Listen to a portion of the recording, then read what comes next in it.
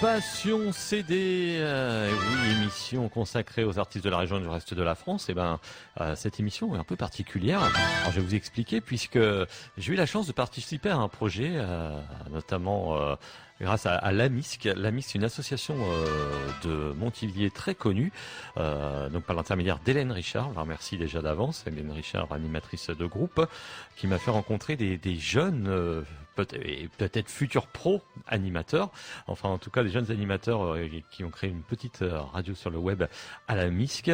Et là, ils avaient comme projet d'aller interviewer donc le 6 avril dernier à la salle Michel Valéry, le chanteur Havrais Brave. Donc mon rôle, moi, était surtout de les aiguiller pour que ça se passe bien dans leur interview. C'est eux qui sont à l'origine de l'interview. Donc tous les enfants, on va les citer, hein, tous les enfants sont donc intervenus auprès de ce chanteur Brave. Moi, à aucun moment je ne suis intervenu, donc bravo déjà pour leur travail, puisque je l'écoutais, hein, cette interview, et même que ce sont les enfants eux-mêmes qui ont réalisé le montage de cette interview. Moi j'ai juste glissé quelques chansons, on va l'écouter en deux parties, cette interview de Brave, artiste rappeur havrais. On remercie donc et on va écouter Nolan, Rose, Louisa, Sidonie, Alissa, Owen, Apolline et Ewen. Bonne écoute à vous, et je vous dis encore merci à Hélène Richard, animatrice de groupe à la MISC.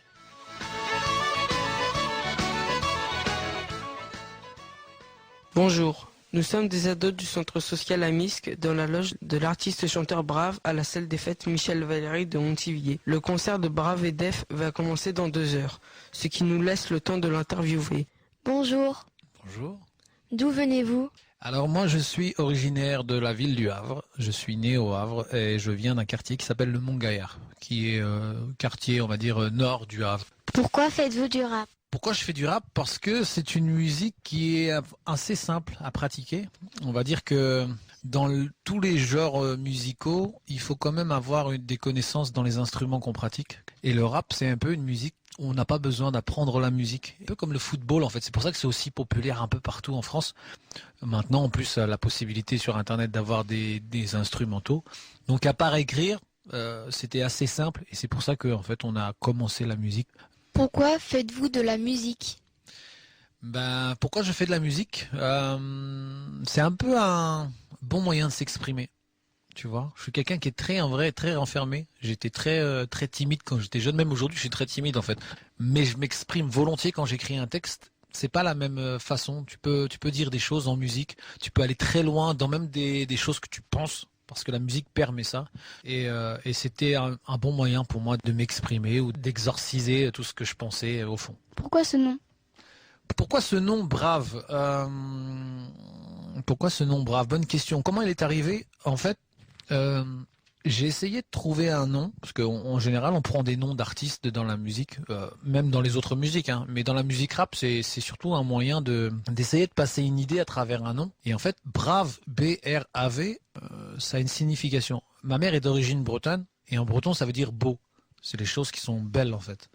Et brave en fait c'est le diminutif de bravoure. Tu vois, la bravoure c'est un peu le courage des gens.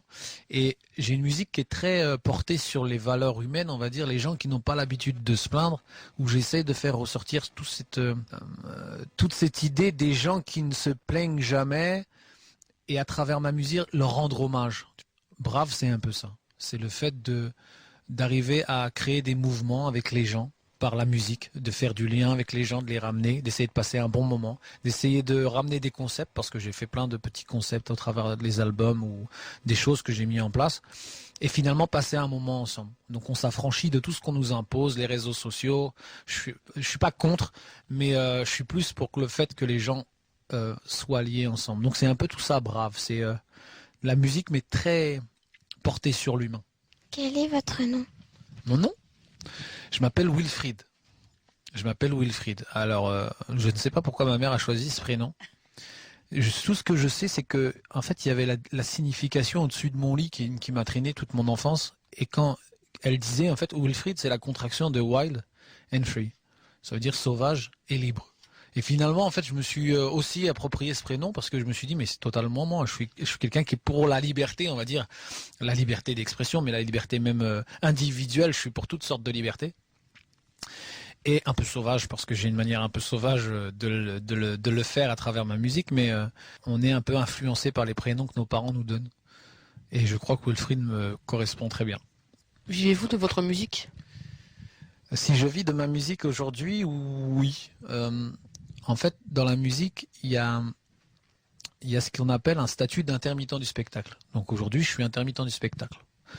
Mais c'est pas la musique qui me paye le plus en fait. C'est pas le fait de faire des nouvelles musiques qui aident un artiste à vivre. C'est plutôt le fait de faire des concerts, de faire des événements. Lorsque l'on fait plein de concerts, en fait, on nous donne ce qu'on appelle un cachet d'intermittent. Et le cachet, ça sert à payer les gens que tu vas voir sur scène ce soir. Donc ça, c'est ce qui fait que j'ai eu assez de cachets, donc il faut des cachets minimum pour créer le statut d'intermittent. Donc aujourd'hui, oui, je vis de la musique à travers les cachets d'intermittent. Pourquoi le choix de chanter en français? Parce que je suis nul en anglais. Non, alors pourquoi le choix de chanter en français? Il faut savoir que moi je suis quelqu'un qui a eu un cursus scolaire très difficile. Je savais pas lire à l'âge de 10-11 ans. Et c'est un jour un professeur qui l'a vu, l'a constaté. En fait, je faisais mine de savoir lire. Et un jour, il y a un professeur qui m'a dit, écoute, tu vas plus aller en récré. Pendant peut-être 6 mois, je suis plus allé en récré. Et il m'a fait lire des bouquins tous les jours. Tous les jours à la récré, je lisais des bouquins. Et donc, j'ai appris à lire très tard. La première fois que j'ai écrit un texte, je crois que je l'ai même pas écrit parce que j'avais des soucis dans l'orthographe. Mais ça m'a frustré, tu vois, de pas pouvoir écrire ce que je ressens, parce que je pense des choses, je ressens des choses, mais je ne sais pas quel mot faut mettre dessus.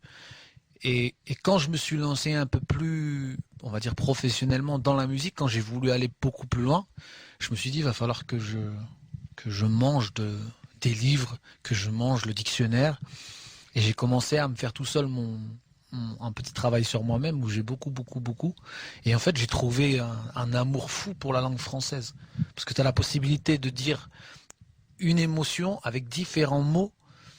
Et selon le mot que tu utilises, il est plus ou moins doux, même à l'oreille, quand tu l'entends, il est plus ou moins doux, tu vois. Le mot dur, il est dur le mot dur. Mais le mot doux, les mots, le son des mots, je me suis rendu compte qu'il y avait une magie dans ça. Et ça m'a donné envie de rimer en français.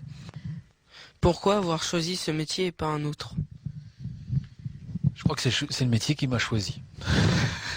Moi, j'aurais bien voulu faire autre chose de ma vie. Il y a des métiers qui me passionnent, il y a des métiers qui sont magnifiques. Mais en fait, au début, j'ai commencé à faire de la musique, c'était pour moi-même. Parce que vraiment, je voulais exprimer des émotions, exprimer des idées. Et puis finalement, quand je l'ai commencé à le faire, je me suis rendu compte que j'avais mon quartier derrière qui m'écoutait, qui me disait vas-y continue, tu vois. Et puis après, au-delà du quartier, il y a eu la ville du Havre qui était là, qui me disait allez continue. Et maintenant, ça va beaucoup plus loin. Maintenant, j'ai des gens qui m'écrivent un peu de partout, qui me disaient on aime ce que tu racontes, on aime ta musique, il faut que tu continues. Donc je me suis laissé porter et je sais pas où est-ce que je vais pouvoir m'arrêter, mais j'ai pas vraiment choisi la musique. C'est tout. C'est vraiment, c'est plutôt elle qui m'a choisi et qui me permet aujourd'hui de pouvoir aller plus loin. J'étais persuadé que j'allais être bon dans la vente. Je voulais vraiment faire. Sauf que, à un moment donné, ça s'est présenté à moi, donc j'ai arrêté l'école. Bon, j'ai arrêté après le bac parce qu'il fallait au moins un diplôme. Je me vois mal faire de la musique si t'as pas de diplôme, en fait. Faut pas mettre la charrue avant les bœufs, parce que si la musique, ça marche pour une personne mais il y en a combien qui en font peut-être 1000, 10 000. Il y en a beaucoup qui ont arrêté les études mais aujourd'hui qui se retrouvent un peu sans rien, tu vois. Donc continuez les études, mais si vous avez une passion, mettez-vous à fond dans cette passion parce que peut-être que ce sera votre métier. Je vous le souhaite. Combien êtes-vous en concert? En concert sur scène, je suis tout seul. Alors je suis seul chanteur. Brave, c'est un solo, je suis seul, sauf que je prends des gens qui m'accompagnent, comme vous avez pu voir tout à l'heure, il y a le pianiste, il y a une deuxième personne qui a des machines, des ordinateurs. Lui, il a une sorte de DJ, mais c'est sans platine, il n'y a pas de platine, c'est DJ un peu moderne. Donc on est 3 sur scène. Mais en vrai, si demain, j'ai pas la possibilité de ramener du monde avec moi, je peux jouer tout seul mes morceaux sur scène. Pourquoi faites-vous des concerts en appartement? Alors ça, c'était un concept que j'ai mis en place lorsque j'ai fait mon premier album. Parce que je me suis dit que quand tu es un jeune artiste, les gens viendront pas te chercher pour dire on veut Brave au concert, tu vois. Je suis pas MHD, je suis pas vous voyez les artistes qu'on appelle pour dire fais ce concert. Donc je sais qu'il y a un travail à faire avant d'être reconnu. Et pour ça, je me suis dit il faut trouver le moyen de jouer plus ou moins gratuitement, que ce soit un moyen de plutôt faire un réseau avec les gens. Et je me suis dit, mais pourquoi on jouerait pas dans les villes, sur le trottoir, comme il se passe souvent, on voit des gens qui jouent dans la rue.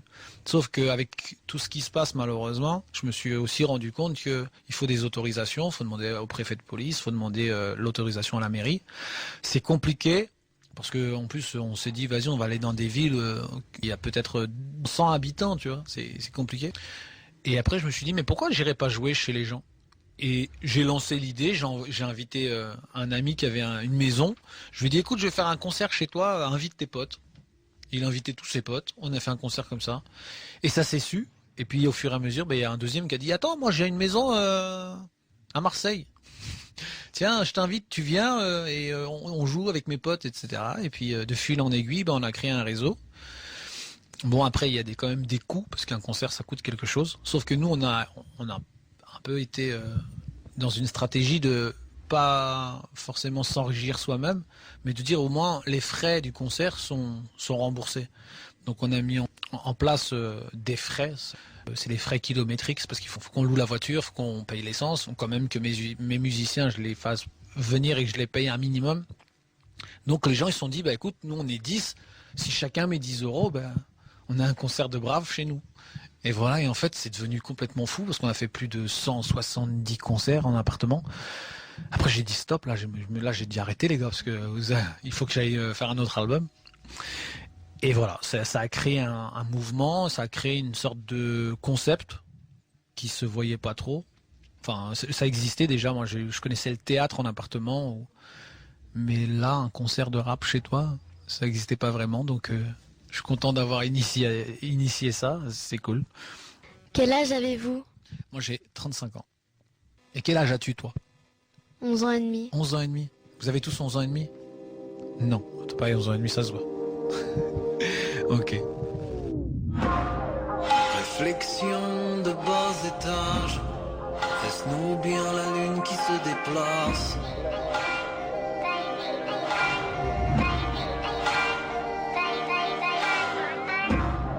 Comment réussir sans courage? Le fond de nos pensées sont des outrages.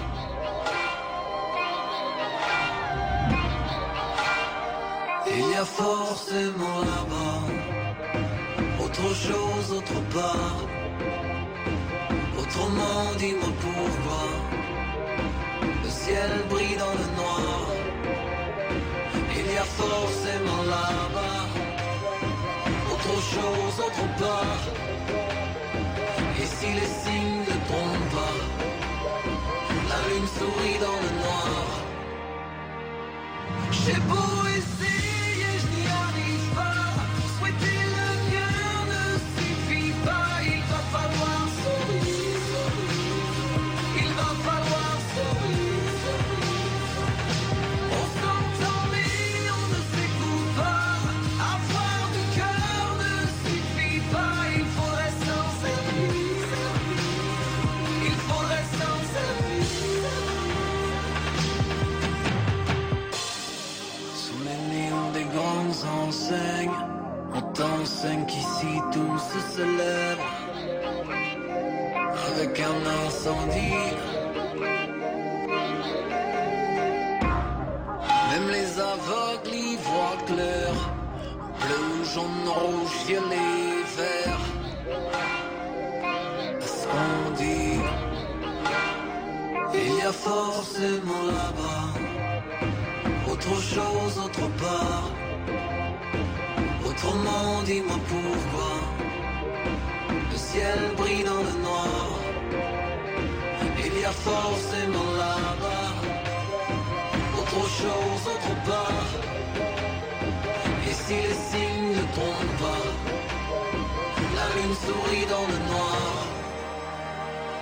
J'ai beau essayer, je n'y arrive pas. Souhaiter le bien ne suffit pas. Il va falloir sourire. Il va falloir sourire. On s'entend mais on ne s'écoute pas. Avoir du cœur ne suffit pas. Il faudrait s'en servir. Il faudrait s'en servir. J'ai beau essayer, je n'y arrive pas.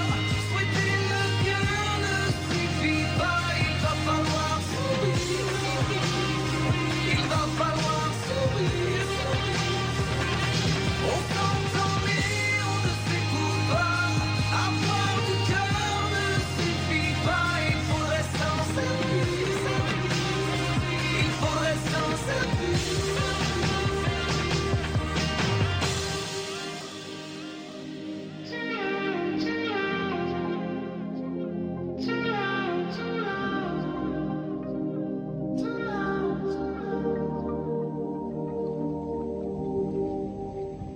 À quel âge avez-vous commencé la musique? Eh ben, j'ai commencé un peu plus tard que vous. Je crois que j'avais 14 ans. En fait, au début, ben, comme je vous ai dit tout à l'heure, la musique rap, le rap spécialement, c'est qu'il n'y a pas vraiment besoin de connaître de notion de solfège, donc apprendre un instrument. On peut faire du rap, n'importe qui peut faire du rap à partir du moment où il respecte juste un certain nombre de syllabes par phrase. En poésie, vous allez apprendre ça. C'est des alexandrins. Vous voyez les alexandrins? Ah oui. Et ben dans le rap, on respecte les alexandrins, plus ou moins. Et ben si tu connais les alexandrins, tu es capable de faire du rap. Maintenant, il faut que tu respectes juste le tempo et tu sauras faire du rap. Et ben moi, j'ai commencé parce que j'étais nul au foot. Et il fallait bien que je fasse une activité. Je voyais mes potes qui jouaient au foot et puis nous, on était 2, 3 sur la touche. On faisait rien. Et puis on voyait qu'il y avait la musique. Puis on aimait bien ça, et puis on commençait à se réunir. On a commencé dans un garage de ma sœur qui nous avait prêté son garage, et on se réunissait tous les mercredis. On mettait 5 francs. Vous ne connaissez pas les francs, ça va être 1 euro. On mettait 1 euro, et on venait, et puis on faisait nos répétitions. On a fait nos répétitions. On écrivait des textes la semaine, et le mercredi on venait, puis on disait le texte à l'autre, et puis on faisait comme ça. Et puis de fur et à mesure, on était un peu plus nombreux. On a dû être 10, 12 à un moment donné. Et puis on se dit, mais on a une petite caisse quand même, on pourrait faire quelque chose. Et ben avec la caisse, on a acheté un sampler. Donc c'est pour faire des loops, c'est pour mettre la musique en boucle, vous voyez. Vous prenez une guitare de Kenji Girac, par exemple. Tu prends la guitare, et ben la machine va le mettre en boucle et ça va tourner comme ça à l'infini. Et avec ça, et ben j'ai juste à trouver le tempo. Et puis voilà, avec mes alexandrins, j'écris mes petits textes. Chacun écrit son petit texte et on a un morceau. Et puis on le lance sur, on n'avait pas internet en ce temps-là, mais on le faisait sur des CD, on donnait les CD aux gars de notre quartier, qui se le partageaient, et puis ainsi de suite. Puis quand on faisait un concert, ça allait un peu plus loin, et voilà, de fil en aiguille, une petite boule de neige, voilà. Je suis une sacrée boule de neige. Ouais, c'est ça. En fait, c'est la version humaine des réseaux sociaux.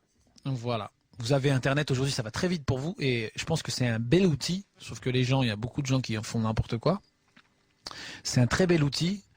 Mais nous, on a cette version-là, donc on connaît les réseaux sociaux maintenant, mais avant, nos réseaux sociaux, c'était de se donner rendez-vous, mercredi, telle heure, dans un endroit du quartier.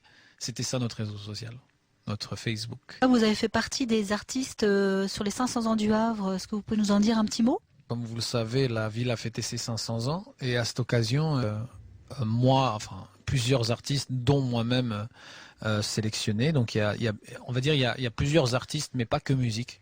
Il y a aussi des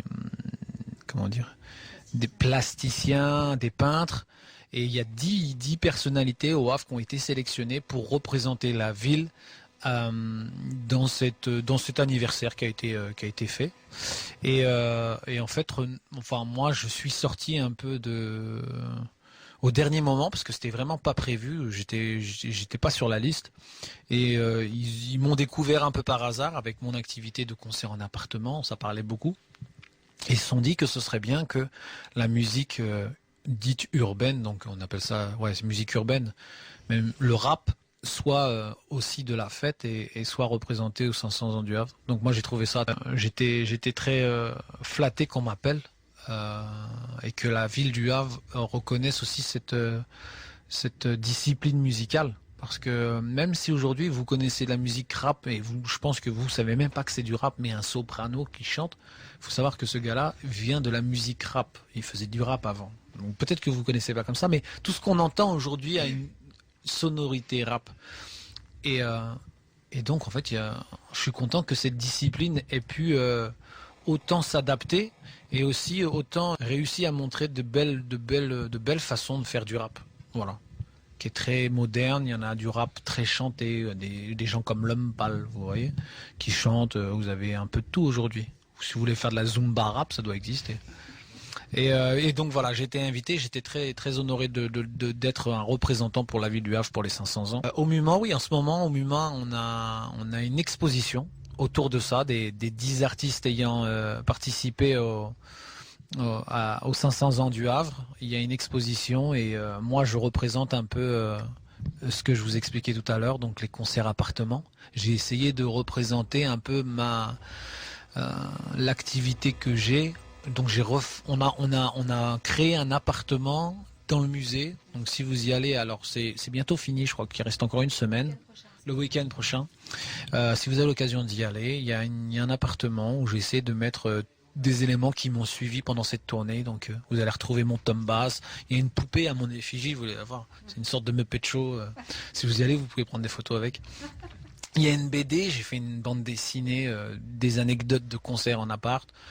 J'ai laissé quelques trucs. J'ai mis une télé qui diffuse ce que je fais. Parce que en fait, je crois que c'est un peu compliqué d'expliquer ce que je fais. Il faut le vivre en fait. C'est vraiment c'est quelque chose de vivant. Et quand on m'a dit il faut faire une exposition, j'ai dit comment je vais faire?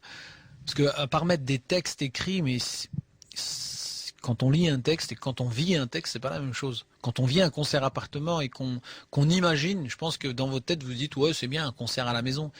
Quand vous êtes dans un vrai concert de Brave à la maison, croyez-moi, ça fait beaucoup de sensations. Vraiment. Peut-être une dernière question, ça serait peut-être de quoi vous parlez dans vos textes de chansons? Dans mes textes de chansons, en fait, je viens souvent sur les thèmes de société. En fait, j'essaie de traiter d'un point de vue très actuel de toutes sortes de choses qui peuvent être énervantes ou même des choses belles, mais surtout ce qui m'énerve. En fait, on va dire que mes premiers albums, quand on fait de la musique, les premiers albums, on va dire que j'ai un peu déversé toute ma colère ou ma frustration sur mes premiers albums. Et plus ça va, plus je règle des soucis personnels, on va dire même des sensibilités, et puis j'aime pas faire deux fois la même chose. Et je commence à un peu m'éloigner de tout ça pour regarder un peu plus globalement. On va dire les premiers morceaux que j'ai dû faire, c'était donc le premier album s'appelle Souffrance en 2 mots, où je parle un petit peu de tout cet aspect que tout le monde vit en fait. Aujourd'hui, on se sent bien et vous avez dû entendre aux actualités tout ce qui se passe avec le mouvement des Gilets jaunes. Bah c'est un peu tout ça, sauf que j'avais déjà 3 ans d'avance et je parlais déjà de tout ça, de la condition des gens qui travaillent. Il y a des gens qui se lèvent tous les jours qu'on n'entend pas, donc des gens qui ne se plaignent jamais et pourtant qui n'ont peut-être même pas de quoi finir leur mois. Moi, ça me fait quelque chose en fait de me dire il y a des gens qui n'arrivent pas à manger, il y a des gens qui n'arrivent pas à pouvoir vivre convenablement. Moi, ça me touche. Quand je vois des gens dans la rue, ça me touche. Donc je l'écris et j'essaie d'être juste, même s'il y a des choses qui m'énervent plus que d'autres. J'essaie toujours d'être juste. J'ai fait un morceau sur les réseaux sociaux que je vais faire ce soir qui s'appelle Erreur 404, où moi je suis pas contre tous les réseaux sociaux que vous utilisez. Je me dis juste que finalement, à force de s'envoyer des SMS ou des icônes, tiens je t'envoie des cœurs, mais on dit pas aux gens qu'on les aime. On envoie des cœurs facilement, mais on dit plus ça. Et je trouve que finalement, petit à petit, on oublie les choses qui fait qu'on est vivant, on est ensemble, on vit la même chose, mais on se le dit pas, on s'envoie SMS, tu vois. Donc c'est toutes ces choses, ces petites choses de la vie quotidienne que j'essaie de mettre dans ma musique et je fais un peu un zoom dessus et je me dis tiens ça pourrait être un morceau, un beau morceau. Est-ce que vous avez un titre préféré? Je crois qu'on m'a posé la question hier et je saurais pas répondre parce que chaque morceau on va dire que c'est un morceau préféré parce qu'au moment où je l'écris je m'implique vraiment à fond dedans. Donc je mets vraiment quelque chose de personnel et chaque morceau a un petit peu cette émotion-là. Mais celui, si je devais en choisir un, je crois que c'est le morceau qu'on va faire en fin de concert, qui s'appelle Postscriptum. Alors c'est un morceau que j'ai même pas chanté dans mon album à l'origine. C'est un morceau que j'ai écrit pour un artiste qui s'appelle Kerry James. En fait, il a entendu ce morceau, il a entendu le texte, il a entendu la musique. Il a tellement été touché qu'il a dit, écoute, j'aimerais le chanter dans mon album. Moi, je lui ai dit, écoute, c'est un morceau qui me parle de moi, mais si t'as réussi à te sentir touché par cette musique, prends-le. Surtout que c'est quelqu'un de très connu, donc s'il le chante, je sais que ma musique, elle peut aller beaucoup plus loin grâce à ça. Bah, je pense que c'est celui-ci, parce que c'est un morceau que j'ai écrit au moment où je me suis dit, je vais avoir 30 ans, la musique, ça va un temps, c'est bien, mais faut manger aussi, tu vois. Faut que j'aille travailler à un moment donné. Et je me suis dit peut-être que j'ai songé à arrêter la musique. Et au moment où je me suis dit j'arrête la musique, je lui offre ce morceau. Et bah c'est ce morceau qui a fait que je suis là aujourd'hui. Parce que en fait, de fil en aiguille, au moment où je voulais arrêter, j'ai écrit ce morceau-là. Dès que les gens l'ont entendu, ça m'a donné tellement de force que je me suis dit bah il faut que j'écrive la suite en fait. Et j'ai commencé à écrire et voilà. Donc c'est le morceau qui me touche peut-être le plus par l'histoire de ce morceau. Mais en général, tous les morceaux que je fais, j'essaye d'avoir du cœur dedans. C'est tout. C'est déjà fini. Merci. Merci à vous. Je suis très content de faire votre connaissance en tout cas. Et on se parlera après le concert pour savoir ce que vous avez pensé. D'accord ? Et je vais réussir à vous faire chanter et danser ce soir, c'est sûr. Ah, tu peux rigoler, tu verras. Et je viendrai te chercher toi. Tu vas voir. On te remercie beaucoup du temps que tu nous as consacré. On a hâte de voir le concert, de s'amuser et de profiter de ce moment. Merci à Hervel pour sa présence et la prochaine diffusion de cette interview. Nous remercions également le service des manifestations publiques de la ville de Montivilliers pour leur accueil et la gratuité du concert pour les jeunes.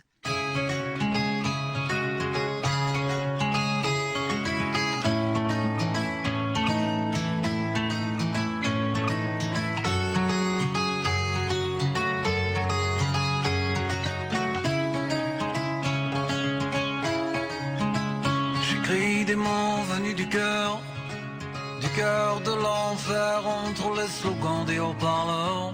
Ces beaux parleurs au ministère, oh ma fille, regarde dehors tous ces gens tombés aux chevilles. Ces chaînes qu'ils ont osé briser, aux hommes précis, immobiles. Voir dans ton rue Robespierre, ces utopistes lucides qui savent que tout finit poussière. Que Dieu soit loué, meublé ou pas. Attention, les pavés volent bas, les perforés de la Dolce Vita sont ceux qui pointent à Pôle emploi. Au regard usé par l'horreur, que la peur effraie à peine. C'est pas d'émotion que je pleure, non. C'est lacrymogène, au diable l'ascenseur social. Si on doit prendre l'escalier, je préfère mon assiette de pâtes froides que ton Fouquet's nous fait pas chier.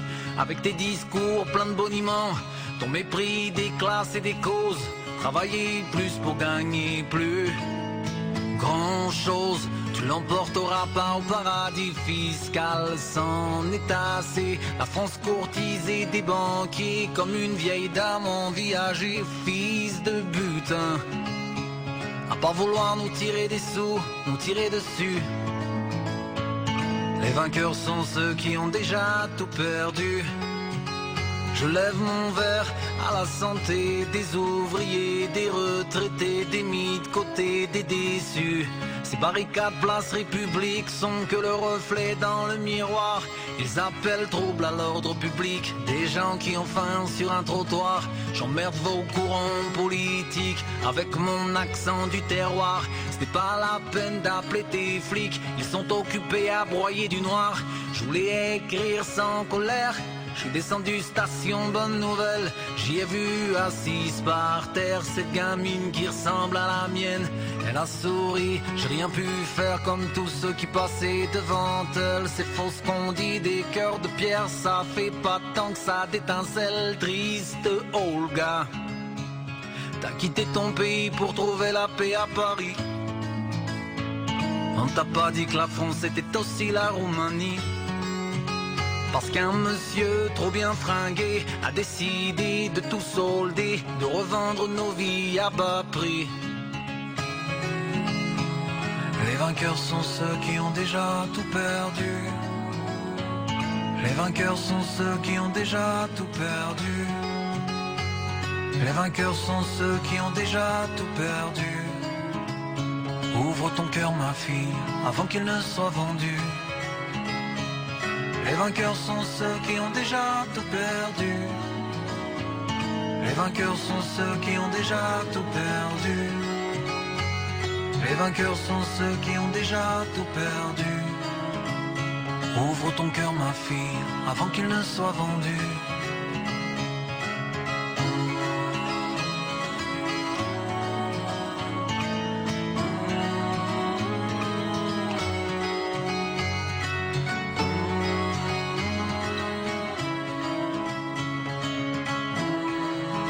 J'écris des mots venus du cœur de l'enfer, entre les slogans des haut-parleurs, ces beaux parleurs au ministère.